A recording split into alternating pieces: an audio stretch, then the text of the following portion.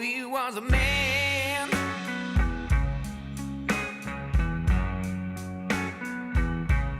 He said he was a good man.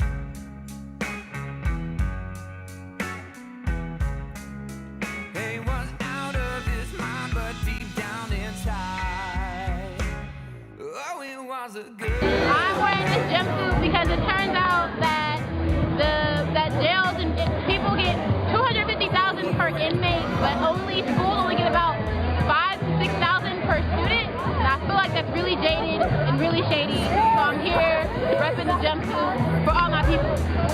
Yeah! So my name is Julio Rahel. I'm an LSO for Skyline, and I'm gonna be the MC with my boy Boss. That's right. Hey, Jose. Oh, my bad. Julio. My bad. Julio, do you feel like you have enough stuff inside your school where you are able to be educated the way you need to be? Oh. What do you feel like you need? We need more money. No English. We need more money. Language learners. We need more money. Foster kids. We need more money. Can y'all join us? Yeah. So what do we need? More money. Everybody deserves a good education. The cities don't control the money when it comes to schools. The real money comes from the state. And so that's when we started looking at what is the larger issues going on in the state of California, and what we realized is two things. One is that the way our taxes are set up is that rich people aren't paying their taxes, and that's why a lot of our public schools don't have as much money since Prop 13. So we started working on that and trying to get rich people to pay more taxes, and we worked on Prop 30, blah, blah, blah, blah, blah.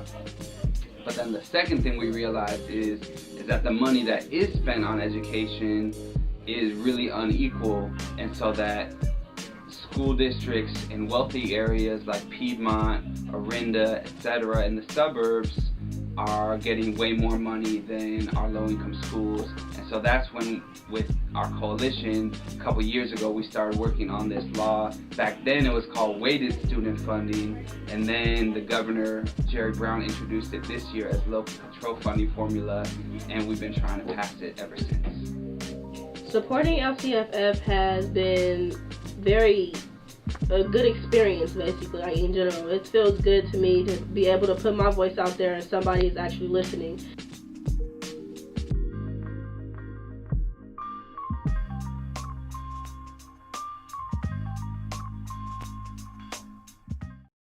I see no changes. Going to school as a Mean American, racist words and phrases. Our race is categorized under Asian. When I fill in the bubble, I make it easy for people in power to discriminate. Opening the books and not reading one word about us. Educate, don't incarcerate!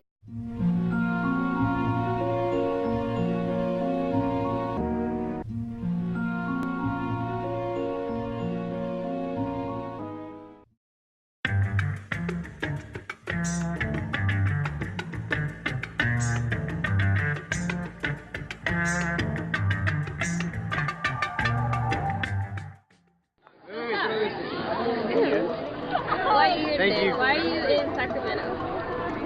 To support LCFF, funding for urban underfunded schools. What will be your favorite part about today? Probably the fact that I get to get up into the area where congressmen, do their business, and I get to interrupt them to finally speak out and say what I advocate for. I hate coming to school and feeling like it's a prison. I see rich city with rich schools, privileges such as more textbooks, more desks, more computers, and more resources. Why can't we have the same privilege as them? We are about to go into the legislative building and interrupt their meeting. Why? Because we want them to pass LCFF. We need more resources for our schools, and it makes sense that the high privileged schools in the rich white neighborhoods get more resources than the urban schools that need it the most.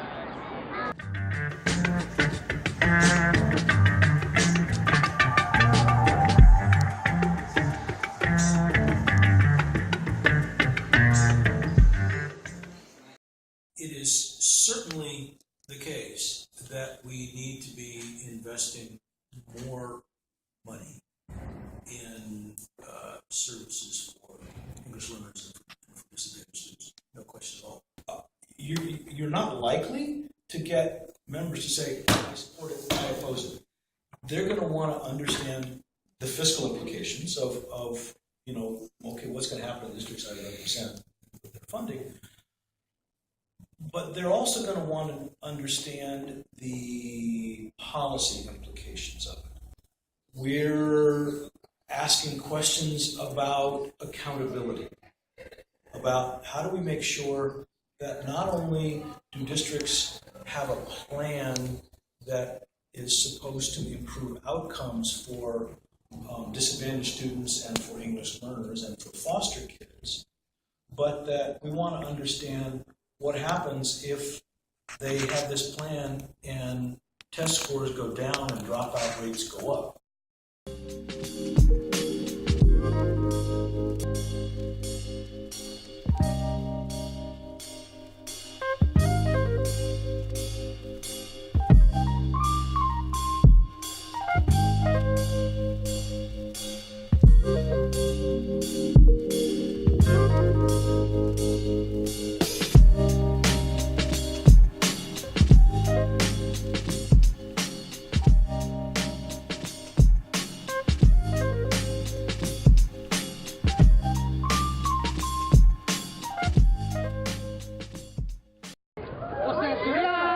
Los estudiantes ya no pueden trabajar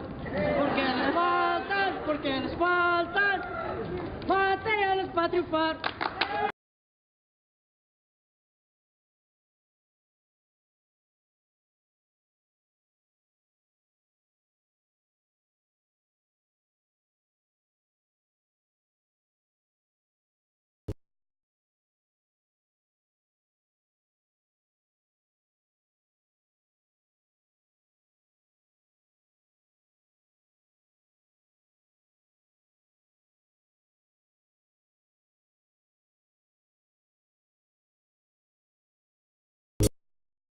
We have a provision in the Constitution called Proposition 98 that determines at a minimum how much the state has to spend on public schools.